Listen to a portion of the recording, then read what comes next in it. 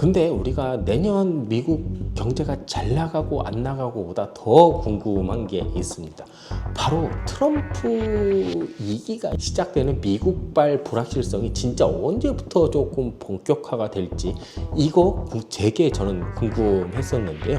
먼저 트럼프 2기의 가장 큰 변수 중에 하나가 바로 안녕하십니까 주식초등학교 구독자 여러분, 머니투데이 방송 뉴욕 특파원 염현석 기자입니다. 내년 미국의 나홀로 성장 가능하다. 하지만 이게 주식시장에 그대로 연결되기는 좀 힘들 수도 있다라는 이야기를 해드렸는데요. 근데 우리가 내년 미국 경제가 잘 나가고 안 나가고보다 더 궁금한 게 있습니다. 바로 트럼프 2기가 시작되면서 시작되는 미국발 불확실성이 진짜 언제부터 조금 본격화가 될지 이거 되게 저는 궁금했었는데요. 이번 시간에는 그거에 대해서 조금 집중적으로 알아보려고 합니다. 자, 먼저 트럼프 2기의 가장 큰 변수 중에 하나가 바로 관세 정책입니다. 우리가 2018년에 잘 나가던 우리나라 경제도 미중 무역 전쟁, 그러니까 미중 관세 전쟁이 시작되면서부터 확 꺾이기 시작했습니다. 그런 와중에 이제 코로나19까지 오면서 중국에 대한 감정이 안 좋아, 더욱더 글로벌하게 더 안 좋아졌죠.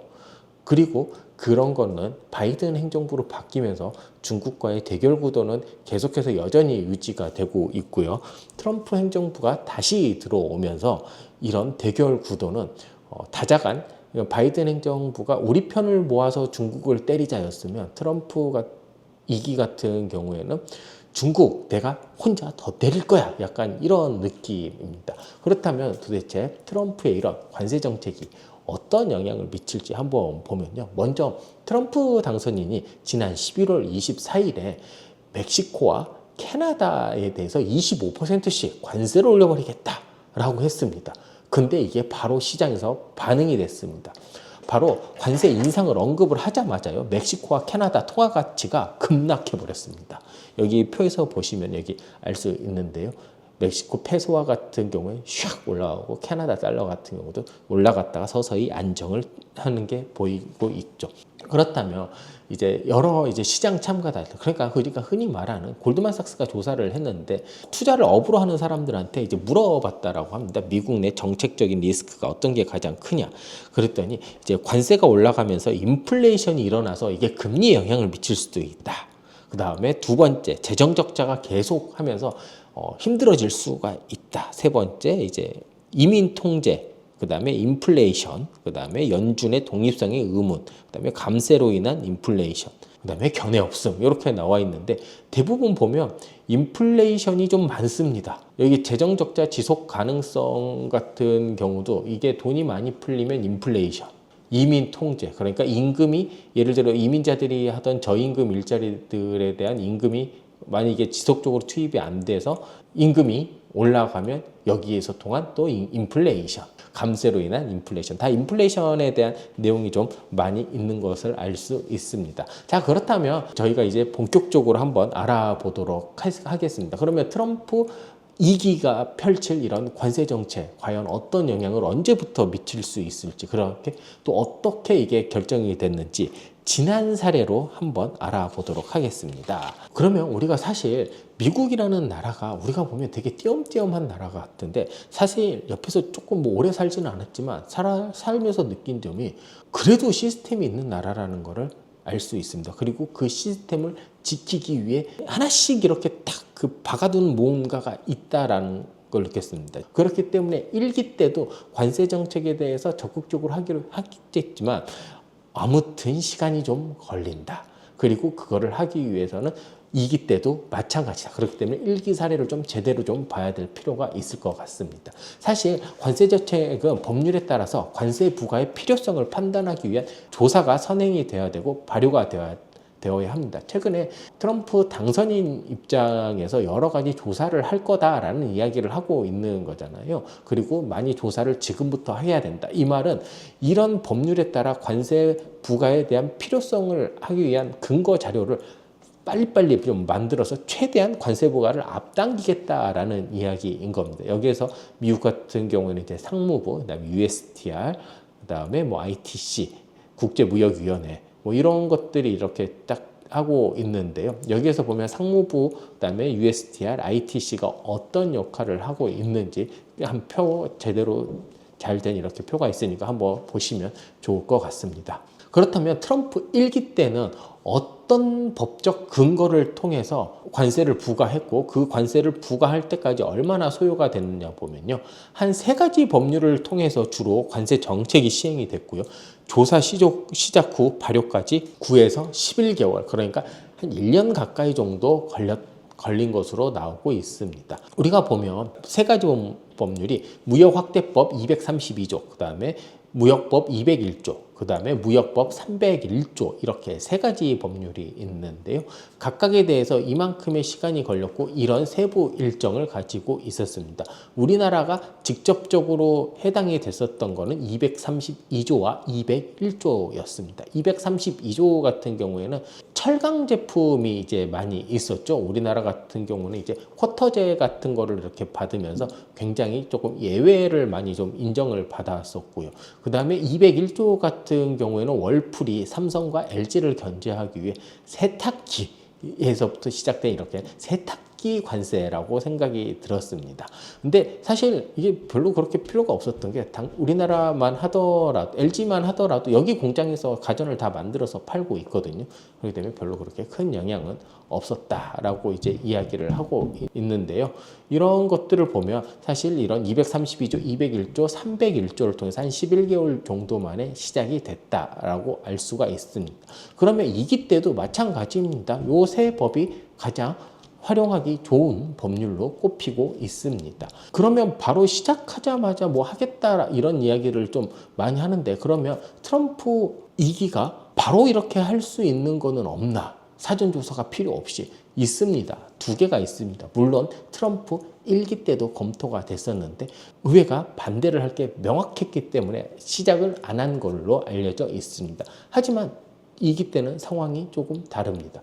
물론 공화당이 상원, 하원을 다 장악하고 있기 때문에 충분히 가능합니다. 이게 IEEPA라고 하는 국제비상경제제한법이라는 거, 그 다음에 이제 무역법 122조를 할 수 있는데요. IEEPA 같은 경우에 대통령이 비상상태를 선포하는, 마치 비상기업을 선포하는 건데 그거와 좀 비슷한 겁니다. 이게 사실 이게 여러 가지 문제점이 많이 있습니다. WTO 규정도 위반할 수도 있고, 국가비상사태 의회 기각, 그러니까 의회, 우리나라 똑같은 게 계엄 발령을 했는데 의회가 기각을 할 수도 있는 거고요. 그 다음에 이것 때문에 관세 부과를 하겠다? 조금 애매합니다.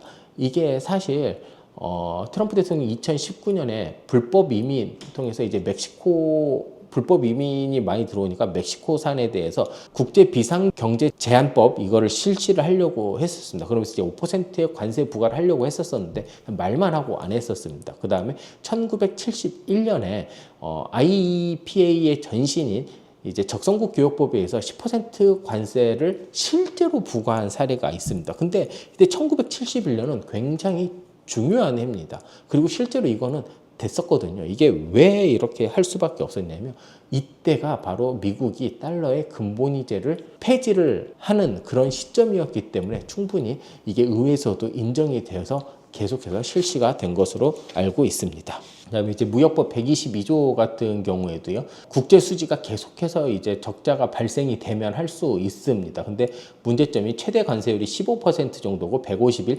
임시적인 겁니다. 그리고 연장은 의회 승인이 필요합니다. 그렇기 때문에 이게 뭐 완벽한 건 아닙니다. 이것도 1기 정부에서 검토가 됐는데 임시적 조치고 추후 이제 법적 소송 여러 가지 이제 또 문제가 발생할 수 있어서 이게 또 사용하지 않았다라고 합니다. 그렇다면 이런 관세 정책은 어떤 영향을 과거에 줬을까요? 여기에서 보면 평균 실효 관세율 1%포인트가 상승을 하면요, 물가 상승 압력이 0.1% 정도 물가 상승 압력을 받는다라고 합니다. 당연히 여러 가지 교육을 하고 거기에서 이제 관세가 올라가면 올라간 상태에서 소비자들은 사용을 해야 되기 때문에 물가 상승 압력을 받을 수밖에 없게 되는 거죠. 그렇기 때문에 과거 흐름에서 보면 1%포인트 정도 오르면 물가가 0.1% 정도 올라간다라고 알 수 있습니다. 그 다음에 트럼프 일기 때 관세 부과 항목에 CPI를 추가를 한번 보면요. CPI의 관세 부과 항목이 이렇게 늘어나면 CPI 지수, 근원상품 지수도 똑같은 패턴으로 늘어나고 있는 것도 보여주고 있습니다. 자, 그렇다면 트럼프 2기 관세 정책은 어떻게 진행이 되고 어떻게 전망이 될까요? 아마 비슷할 것 같습니다. 일기 때랑 새로운 관세 정책을 필요하기 위해 절차 준수 기간이 필요합니다. 이 때문에 대략 한 1년 정도 여유가 있을 걸로 보고 있습니다. 이 때문에 실제적인 관세 부과는 내년 4분기, 빠르면 내년 3분기 정도부터 시작할 가능성이 굉장히 크다라고 볼 수 있습니다. 그 다음에 국가 비상 경제 권한 같은 여러 우리나라의 그런 비상경, 그러니까 트럼프 대통령이 바로 할 수 있는 것들은 여러 문제점들이 있어 실시되기 힘듭니다. 그리고 중장기적으로는 여러 가지 의회와 협상을 하거나 아니면 새로운 이제 관계국가의 협상 등 여러 가지가 있기 때문에 여러 가지 협상돼야 되고 의회랑 여러 가지 뭐 법률이라든지 새로운 세금이라든지 이런 걸 또 만들어야 되기 때문에 굉장히 뭐 관세를 팍팍 올리기는 쉽지 않은 것으로 나오고 있습니다. 그렇다면 만약에 트럼프 대통령이 당선인이 말했던 공약, 특히 이렇게 관세가 100% 실현될 경우에는 관세율이 실제적으로 얼마나 올라가게 될까요? 이게 뭐 중국 한 60%, 미국, 캐나다 25% 이렇게 올린다라고 뭐 가정을 했었을 때 전체적인 미국의 관세가요 17%까지 급증하는 것을 알 수 있습니다. 여기서 보면 1920년부터 1940년까지 미국이 이렇게 고립주의를 선택을 했었을 때는 자국산업 보호를 위해서 되게 고관세 정책을 유지를 했었습니다. 그리고 그 이후에 미국이 이제 세계화, 그러니까 미국이 패권 국가가 되면서 세계화를 하면서 꾸준히 관세를 낮춰가면서 세계화, 그 다음에 이제 이런 것들을 이제 주도하는 걸로 이제 보여지고 있죠. 그런데 이게 최근에 트럼프 대통령이 취임을 하고 이런 올라간 거를 볼 수가 있고, 팬데믹이라든지 다시 트럼프 2기, 그리고 트럼프 대통령이 새롭게 내놓은 이런 관세 정책이 전부 다 되면 1940년대 정도로 회귀하는 이런 관세율을 보이는 걸로 나타나고 있습니다. 그리고 무역정책 불확실성 지표라는 건데요. 이거 역시 굉장히 최근에 올라가는 것을 또 볼 수가 있죠. 엄청나게 올라갔습니다. 그렇다면 여러 이제 시장이라고 하는 거는 여러 이제 투자사라든지 투자은행, IB, 흔히 말하는 우리가 보는 이제 IB들은 어떻게 이런 관세 정책을 보고 있는지 한번 살펴보면요. 트럼프 당선인의 공약은 중국 모든 수입의 60%, 전 세계 10%, 그다음에 캐나다, 멕시코 25% 이렇게 보고 있는데요. 대부분 여기보다는 조금 낮을 것으로 보고 있습니다. 여기서 보면 캐나다 뭐 바클레이즈라든지 도이치방크 정도는 아예 없을 거다 뭐 이렇게 얘기를 하는데요. 조금 낮은 것으로 보고 있습니다. 뭐 골드만삭스가 조금 더 보는 게 멕시코의 중국산 전기차 같은 경우에는 한 97.5%포인트, 그러니까 100%포인트 올려 보일 거다. 뭐 이런 얘기들, 뭐 이런 추측도 있고요. 여기서 보면 뭐 전기차라든지 자동차, 이런 자동차 정도에 많이 이렇게 특정해서 올릴 수 있다라고 보는데, 이게 사실 이런 측면이 좀 있습니다. 트럼프 당선인 같은 경우에는 미국의 공장, 제조업을 조금 많이 좀 살리려고 하잖아요. 그러면 우리가 대표적인 제조업을 꼽히는 자동차를 볼 수가 있는데, 안 그래도 미국 자동차 시장이 굉장히 좋지 않습니다. 그렇다면 외국에서 들어오는 좋은 자동차가 적당한 가격으로면 경쟁이 안 되고 미국 자동차는 더 안 팔릴 가능성이 있잖아요. 그렇기 때문에 자동차에 대한 관세 부과가 굉장히 적극적으로 이루어질 거라는 예측이 조금 많이 있습니다. 사실 우리나라 차들이 조금씩 좋아지면서 미국에서 서로 경쟁 차종이 되는 측면들이 좀 있거든요. 물론 조금씩 좀 다르긴 하지만 어찌 보면 차종 자체, 뭐 SUV 중심의 포트폴리오라든지 아니면 뭐 이런 것들을 보면 조금 경쟁이 조금 좀 심해지면 우리나라 역시 여기에서는 자유로울 수 없을 수 있다. 그리고 중국에서는 이제 조금씩 했던 것보다는 낮은 것들을 좀 보여줄 수 있다.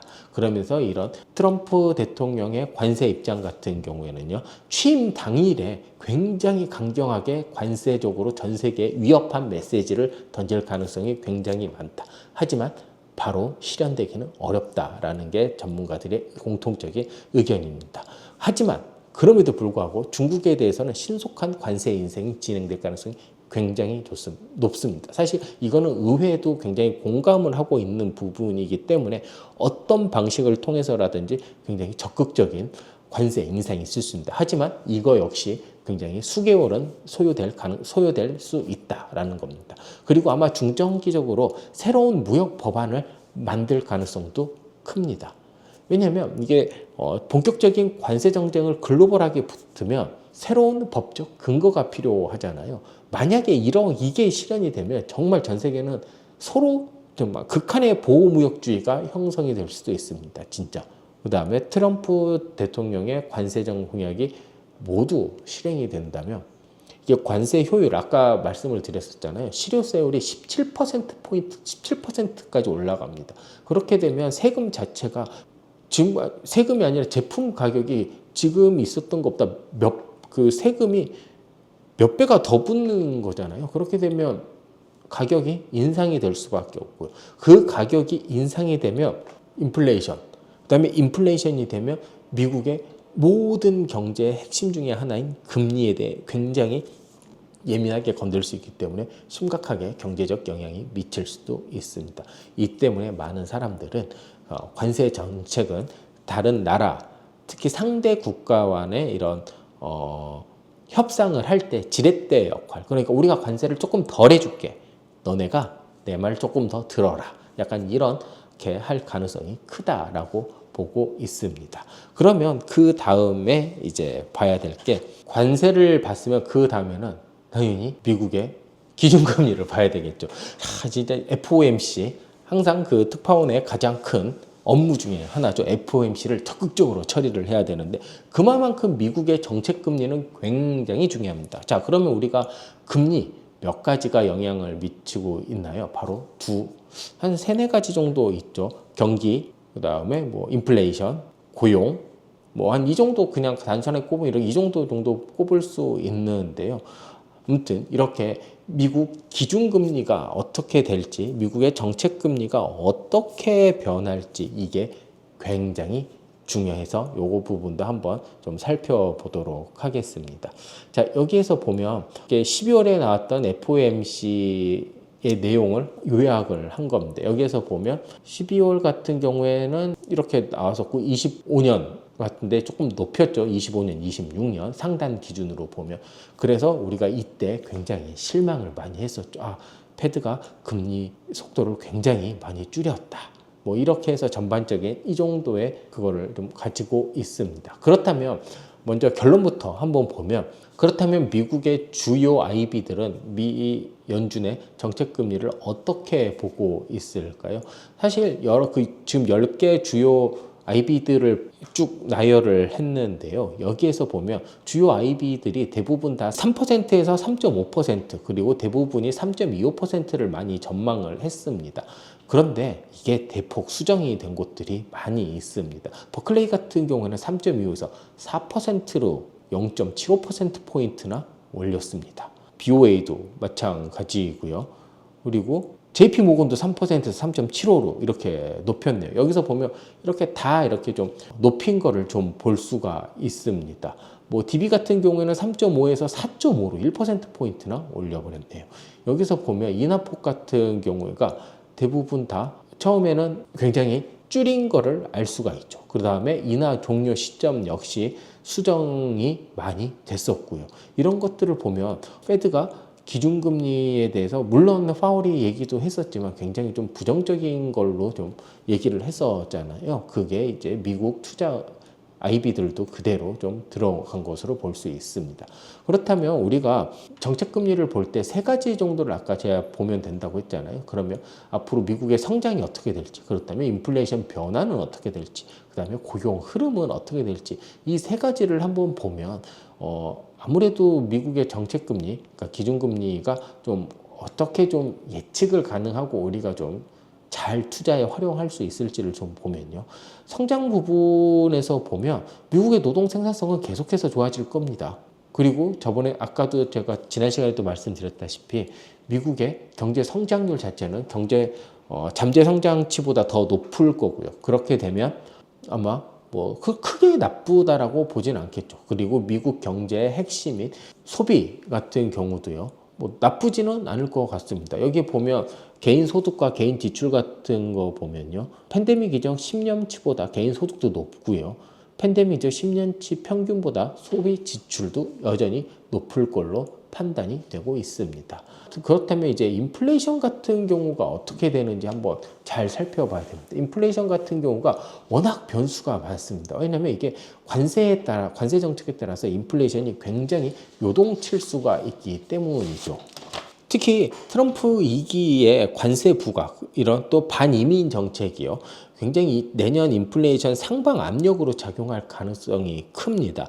이렇게 되면 인플레이션 상승률이 연준의 목표치 2%에 보다 훨씬 더 높아질 수가 있다라는 거죠. 그리고 연준 같은 경우에는 예전부터도 이런 물가 상승에 대해 굉장히 예민하게 많이 받아들이고 있잖아요. 그렇다면 금리 인하에서 금리 인상으로도 또 갈 수도 있다. 최악으로. 그렇기 때문에 아니면 그동안 이렇게 굉장히 금리를 낮춰야 되는데 경기 불황이 올 것 같으면서도 이렇게 높아진 금리를 조금 낮춰야 되는데 이 낮추는 폭을 더 줄일 수도 있다. 아니면 현상 유지를 계속해서 이어갈 수 있다. 뭐 이런 우려들을 하고 있는 것 같습니다. 그렇다면 8월에 우리가 있었을 때 사실 9월에 0.5 빅컷을 할 수 있었던 것 중에 이제 8월 고용이 조금 흔들렸었던 것도 있었고 그때 불황에 대한 이야기가 워낙 많이 있었었는데요.